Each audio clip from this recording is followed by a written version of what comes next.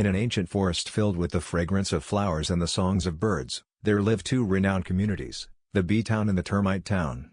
The bees were known for their hard work, gathering sweet honey and skillfully building their hives.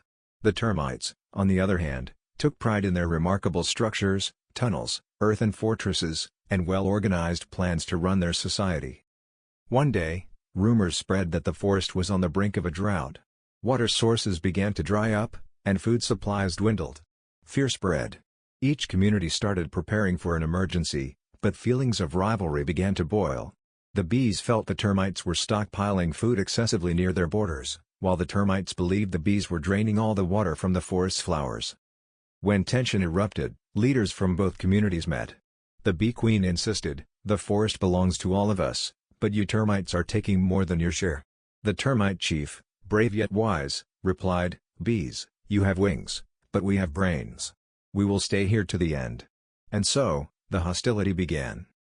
One dark night, the termites launched a sudden attack on the bees' hive. They cut tree branches, destroyed parts of the hive, and stole some honey. When the bees discovered this, they retaliated fiercely. Thousands gathered and invaded the termite town. As the war escalated, the entire forest trembled. Other animals saw the fighting as a warning. They knew that the fall of one community could disrupt the whole ecosystem.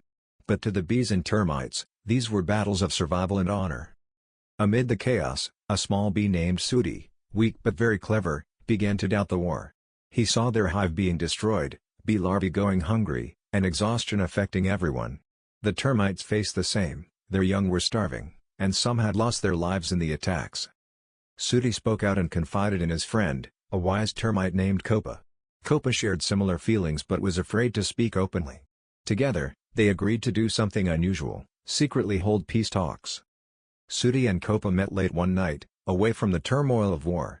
They planned to meet their community leaders without informing the others. They believed that if their leaders truly understood the suffering their people endured, they might change. Working through the night, they used flower petals and leaves to write secret messages to their leaders. When morning came, the bee queen and the termite chief agreed to meet under the shade of a large tree in the heart of the forest. At the meeting, Sudi and Copa tearfully described the devastation the war had brought to both sides. "War is not about weapons, but wisdom," Copa said in a trembling voice. "We can share resources and use intelligence instead of force." To everyone's great surprise, the leaders stared at each other for a long moment before agreeing that there were no winners in this war. The bees and termites gathered for a peace celebration, though not without sorrow. They mourned the loss of their kin who had died in the fighting. They agreed to rebuild, not only their hives and tunnels but also the bonds between their communities. In the days that followed, Sudi and Copa were honored as true heroes of the forest. All the animals learned that war could never bring true resolution.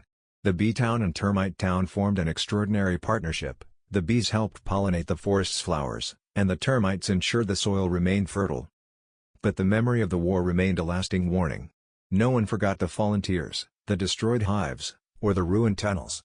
And every time a drought came, the bees and termites would sit together beneath that great tree, reminding each other of Copa's wise words, "War is not about weapons, but wisdom."